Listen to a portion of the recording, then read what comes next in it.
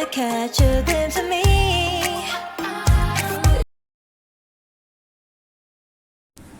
Hello po mga kababayan, this is Tops Soft Serve Ice Cream. Error 3 pa rin tayo, part 4 ng pagbabaklas ng ating induction motor. Tatanggalin yung ating induction motor at saka yung ating worm gear. So panoorin natin ang continuation. Sana kumpletuhin ninyo ang ating videos. Maraming salamat po. Okay, so eto na yung ating induction motor. Hanggang saan ito ginagawa ni Manis? Natanggal niya na yung ilalim. Okay, dun, nandun na yung so ngayon tinatanggal na niya yung dun sa top, dun sa taas ang takip.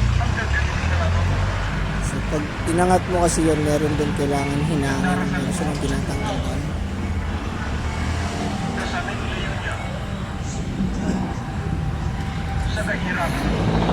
Hindi kasi pwedeng basta na lang bunutin yun, yung mga nakakabit ng wire sa loob. So kailangan muna nilang hinangin yan bago nila matanggal.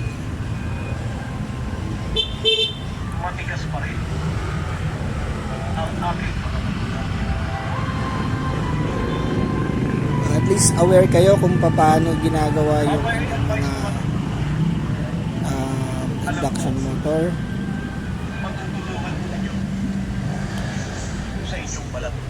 Okay, yan, hinihinang na ni Kuya para matanggal. Sabihin mo ninyo sa akin, Still nakakabit pa rin yung ating worm gear. gusto ko pong maintindihan mo. Sino ba pag-iingat sa inyong Dalawa yan na dapat nilang tanggalin. I think it's positive and negative siguro yan. papasalamat? Dito po sa mga brigada ng Hindi tayo electrician. Dalawa lang naman yan sa kuryente. It's positive and negative. ako po si Pasir. Ng Katalawan. Yan, so nakikita ninyo, hinihinang siya ngayon.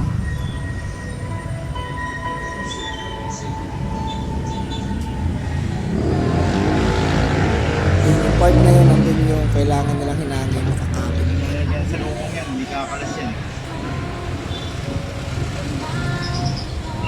Pag nahinang na yung dalawa na yan, Nakahinang pa pala yan. pwede nang mahugot yung ating induction motor. Tapos hihiwalay nila siya dun sa parang bakal na nakakabit.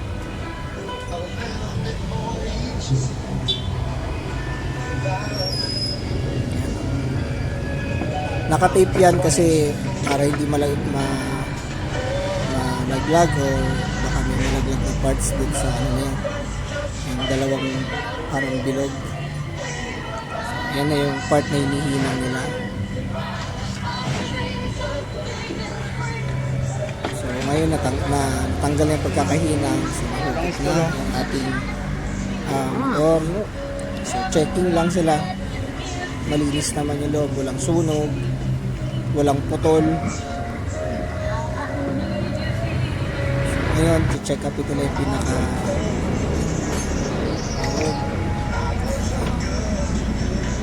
paghihiwalay na nila ngayon yung worm gear doon sa motor.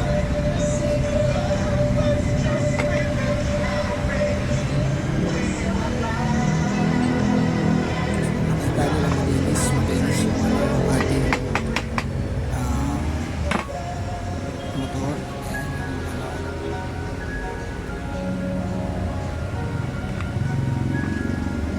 Yung green na yan.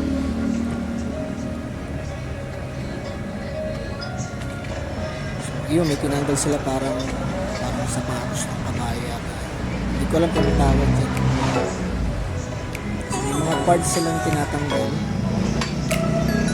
at dadali na yan dun sa kato para matanggal. Hanggang dito na lang muna. So abangan ninyo yung pagtanggal nila dun sa worm gear motor natin. Abangan po ninyo. Sana pagpatuloy po ninyo panonood. Okay, and please do share, subscribe, and pakiclick na rin po yung notification bell para lagi kayong updated sa aming mga videos.